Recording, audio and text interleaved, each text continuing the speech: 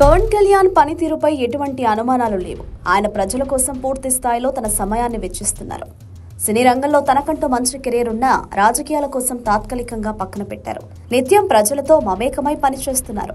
ప్రజల మధ్య ఉంటున్నారు. కానీ ప్రభుత్వ పరంగా కీలకమైన సమావేశాలకు గైర్హాజరు కావడం మాత్రం ఆయనకు మైనస్ గా మారుతోంది. ముఖ్యంగా మంత్రివర్గ సమావేశాలకు గైర్హాజరవుతున్నారు. వరుసగా మూడోసారి కూడా ఆయన హాజరు కాలేదు. దీంతో పవన్ కళ్యాణ్ తీరుపై కాస్త విమర్శలు వ్యక్తమవుతున్నాయి. సొంత పార్టీ శ్రేణులు సైతం అసంతృప్తితో ఉన్నాయి. కీలకమైన సమావేశాలకు పవన్ కళ్యాణ్ గైర్హాజరు కావడం ఏంటన్న చర్చ ఇప్పుడు ఏపీ వ్యాప్తంగా ఉంది. కూటమి ప్రభుత్వంలో జనసేనకు 12% వాటా ఉంది. 21 మంది ఎమ్మెల్యేలున్నారు. డిప్యూటీ సీఎంగా పవన్ బాధ్యతగా వ్యవహరిస్తున్నారు.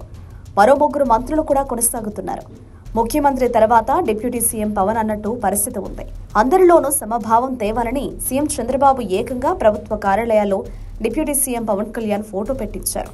కూటమి ప్రభుత్వాన్ని చంద్రబాబు పవన్ ఇద్దరూ నడిపిస్తున్నారు. ఇంతటి ప్రాధాన్యం కలిగిన పవన్ కళ్యాణ్ కేబినెట్ సమావేశాలకు గైర్హాజరు కావడం మాత్రం ఒక రకమైన చర్చ జరుగుతోంది. మంత్రివర్గంలో ప్రభావం చూపాల్సిన పవన్ ఇలా వ్యవహరించడం ఏంటనేది చర్చకు దారితీస్తోంది. వాస్తవానికి మంత్రివర్గ సమావేశానికి హాజరయ్యేందుకు పవన్ కళ్యాణ్ హైదరాబాద్ నుంచి విజయవాడ వచ్చారు. కానీ వెన్నునొప్పి తిరగబడ్డంతో తిరిగి హైదరాబాద్ వెళ్లిపోయినట్లు జనసేన వర్గాలు చెబుతున్నాయి. సెలైన్ బాటిల్ ప్రతిరోజు ట్రీట్మెంట్ తీసుకుంటున్నారని జనసేన చెబుతోంది. అయితే ఇందులో వాస్తవం ఉండవచ్చు. కానీ పవన్ హాజరైతే ఆ సమావేశానికి ఒక నిండుతనం వచ్చేది. కూటమి మధ్య సమన్వయం ఉందని చాటి చెప్పే అవకాశం కనిపించేది. కానీ ఇప్పుడు పవన్ హాజరు కాకపోయేసరికి రకరకాల ప్రచారం జరుగుతోంది. కూటమి మధ్య విభేదాలు రావడంతోనే పవన్ సమావేశాలకు హాజరు కావడం లేదని ప్రత్యర్థులు ప్రచారం చేస్తున్నారు.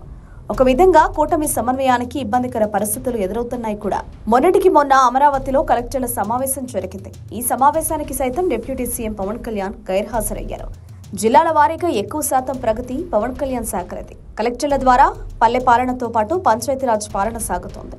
అంతటి ప్రాధాన్యం కలిగిన సమావేశానికి పవన్ గైర్హాజరయ్యారు. ఏదో ఒక కారణంతో ఆయన హాజరు కాలేదు. ఇప్పుడు వరుసగా 3 మంత్రివర్గ సమావేశాలకు సైతం ఆయన ముఖం చాటేశారు. ఈ క్రమంలోనే పవన్ వ్యవహార శైలిపై చర్చ జరుగుతోంది.